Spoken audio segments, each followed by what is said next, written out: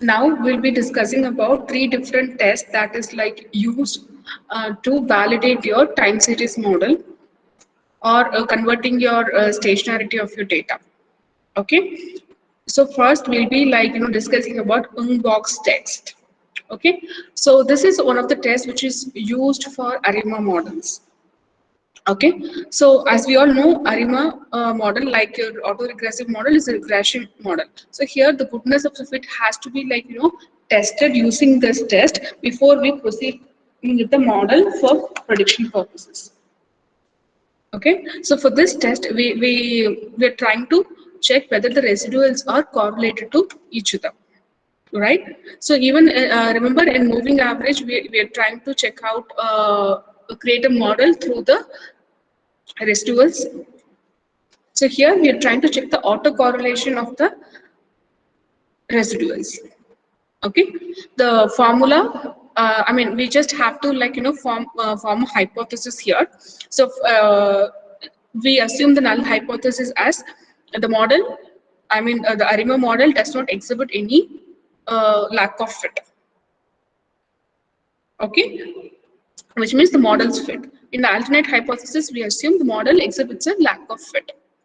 Okay, so we assume this hypothesis, and then to check this, we follow the test statistics. We try to find out the Q statistic. The formula is here n into n plus 2 multiplied by summation of r squared divided by n minus k. As you all know, n is nothing but your number of observations or number of rows, k is your lag, and m is your number of times the lag is tested. Okay, so here when you do the summation, you have to look into m, and r is your autocorrelation function. Okay, so n is the number of observation, k is your lag, and r is your autocorrelation. Okay, so with that formula we try to find out the q test statistic. Okay, so usually this q statistic follows the chi-square distribution, and the degrees of freedom is m minus p minus q. Okay, and with that we find out the significance values, and we figure out whether the null hypothesis is accepted or not. Okay, whether the model is fitting or not. So for an example here, so here we have a Ung-box test values. Okay, so we got the degrees of freedom 16 and the p-value 0.74. Okay, so assuming we have a level of significance value 0.05, so here the models do not show any lack of fit. So the null hypothesis accepted. Okay, so here we are assuming the lag is 2. Okay, for the same continental breakfast prediction model. Okay, so this is one of the tests used to validate your ARIMA models. Okay, so next we'll be discussing about Dickey-Fuller test. So this is a test used to check the stationarity of your data. So you just get some data to work on some time series techniques, and you really don't know whether your data is stationary or not.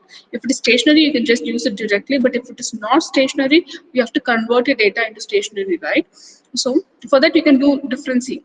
But before doing differencing, you have to know whether your data is stationary or not. So that's why people use this Dickey-Fuller test or augmented Dickey-Fuller test. So now we just discuss about this DF test first.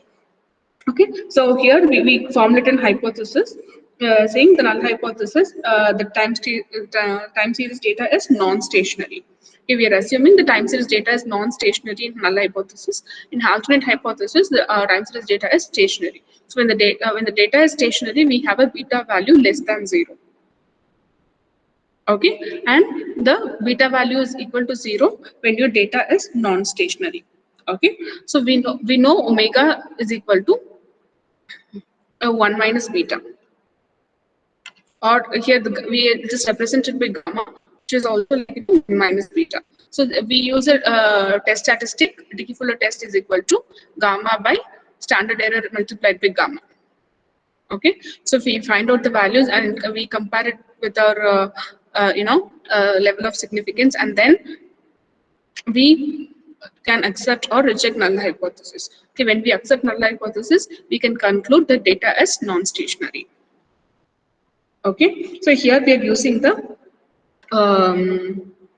gamma values and your standard error of your data.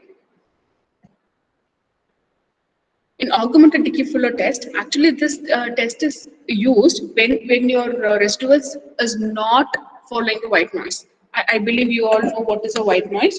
We've been discussing about a lot. So when your data is following a white noise, when your residuals of the data is following a white noise, you have to check your data stationarity by using DF test. But if data is not following a white noise, when your residuals are not following a white noise, you have to use ADF. Okay, so here we have a different test statistic. Okay, alpha plus beta t plus gamma y into t minus 1 plus omega delta yt minus 1, it goes on until your error. Okay, so here alpha and beta as your constant and p is your lag. So here you have the same null hypothesis. The null hypothesis says your data is non-stationary, and alternate hypothesis says your data is stationary. Okay, when your null hypothesis is accepted, the data is non-stationary. Okay, so these tests are like computed.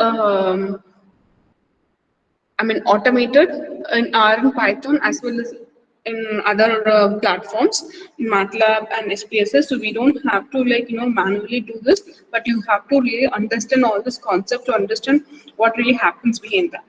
Okay, so hope you got at least a basic knowledge on box test, Dickey-Fuller test, and ADF test. Okay, please ask if you got any questions or if there is any clarifications you need.